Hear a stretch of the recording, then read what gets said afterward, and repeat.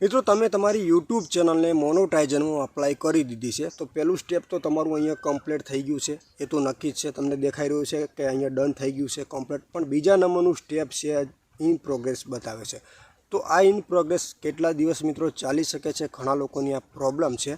अने बीजा नंबरमां in progress पूरुं थया पछी पण तमारी चेनलनी अंदर आ प्रॉब्लम जोवा मळे छे।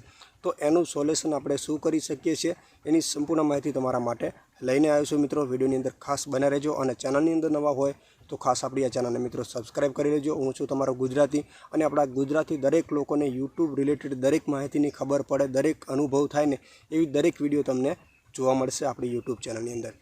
તો ચલો વિડીયોની આપણે શરૂઆત કરીએ। કઈ રીતે આપણે અહીંયા જે ઇન પ્રોગ્રેસ છે એનો मतलब શું છે ને કેટલા દિવસ ચાલે છે એ મહત્વની। અને એક પહેલી પણ એક બીજી પણ તમને मतलब વાત કરી દઉં કે મેં પહેલાં પણ એક વિડીયો બનાવી હતી કે જે લોકોની યુટ્યુબ ચેનલની मतलब નામ બોલવાનું અથવા એમની પોતાનું નામ અથવા તમારા ગામનું નામ કે તમારું જે પણ જિલ્લો તમે જેવી કોમેન્ટ કરશો ને એનો સ્પેશિયલ શોર્ટ વિડીયો બનાવવામાં આવશે મિત્રો। એવું મેં પહેલાં વિડીયોમાં કરેલું છે।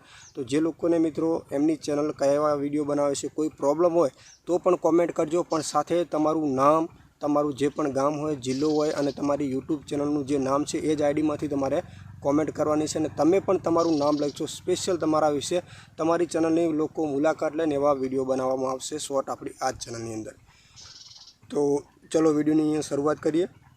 તો અહીંયા મારા મિત્રોની એક ચેનલને મોનેટાઇઝરમાં અપ્લાય કરી દીધી છે, બરાબર છે। તો અહીંયા પહેલું સ્ટેપ કમ્પ્લીટ થઈ ગયું છે।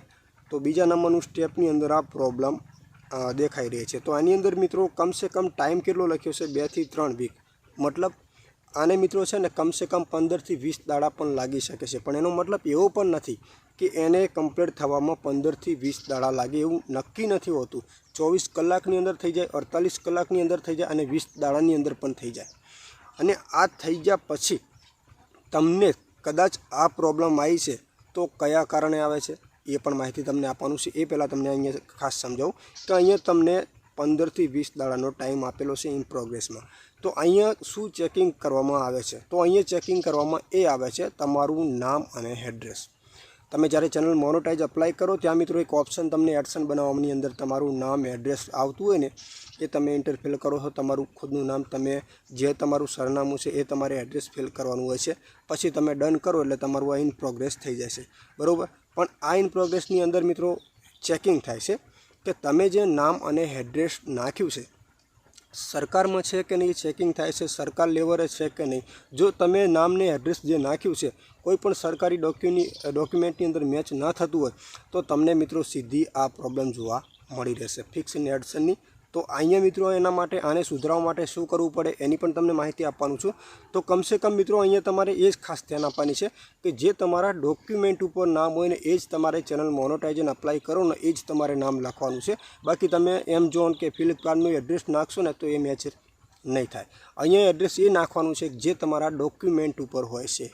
અને બીજા નંબરમાં જે ડોક્યુમેન્ટ આધાર કાર્ડનું તમે એડ્રેસ નાખ્યું છે તો પાછળ તમારા પાન કાર્ડની પણ જરૂર પડે છે। તો પાન કાર્ડ અને આધાર કાર્ડની અંદર નામ સેમ ટુ સેમ બંનેમાં હોવા જોઈએ, જેથી આ પ્રોબ્લેમ તમને વારંવાર જોવા ન મળે। જો પહેલેથી તમે કમ્પ્લીટ સરકારી જે ડોક્યુમેન્ટ ઉપર નામ છે એ જ નામ અને જે ડોક્યુમેન્ટ ઉપર એડ્રેસ છે એવી જ રીતે તમે લખશો ને તો તમને આ પ્રોબ્લેમ જોવા નહીં મળે।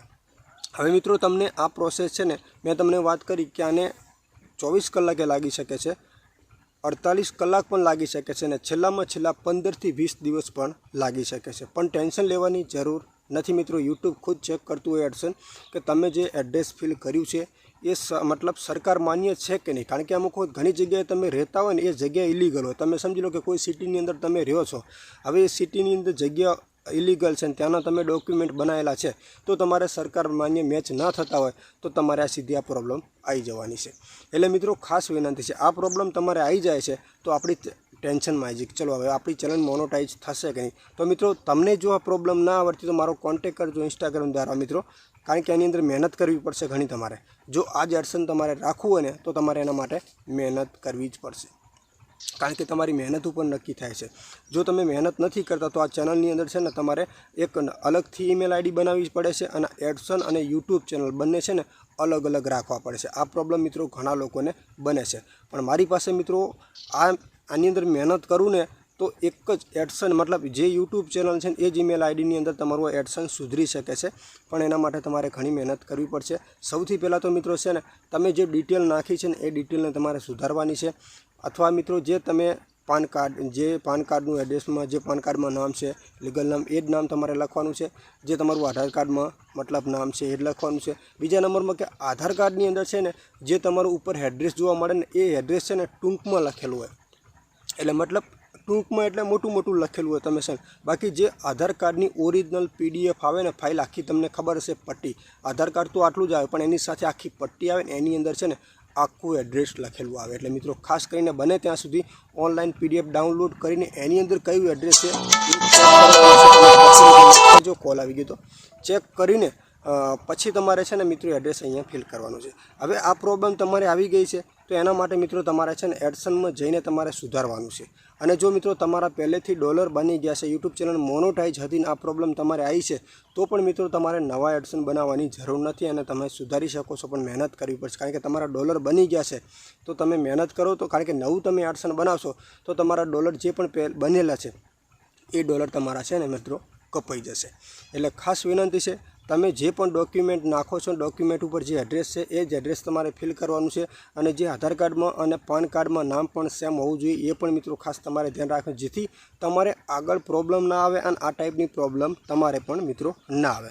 આ ફિક્સિંગ એડસન જો તમે અહીંયાથી સુધારવું હોય ને તો તમે ડાયરેક્ટ નવી ઈમેલ આઈડી બનાવીને બીજા એડસનમાં મતલબ બીજું એડસન બનાવવું હોય ને તો મિત્રો તમે બનાવી શકો છો.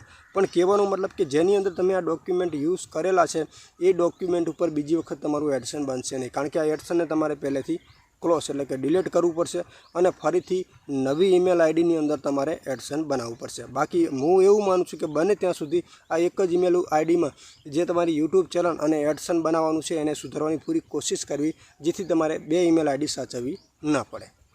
તો માહિતી મિત્રો કેવી લાગી કોમેન્ટ કરજો અને આપણી ચેનલને સબસ્ક્રાઈબ કરી લેજો. ટેકનિકલ જય ગુગાને યુટ્યુબ રિલેટેડ જેટલી પણ નોલેજ મારી પાસે છે દરેક નોલેજ તમને મિત્રો અનુભવ થાય, તમને પણ શીખવા મળે એવી દરેક માહિતીના વિડીયો તમને આપણી ચેનલમાંથી ગુજરાતીમાં મળી રહેશે.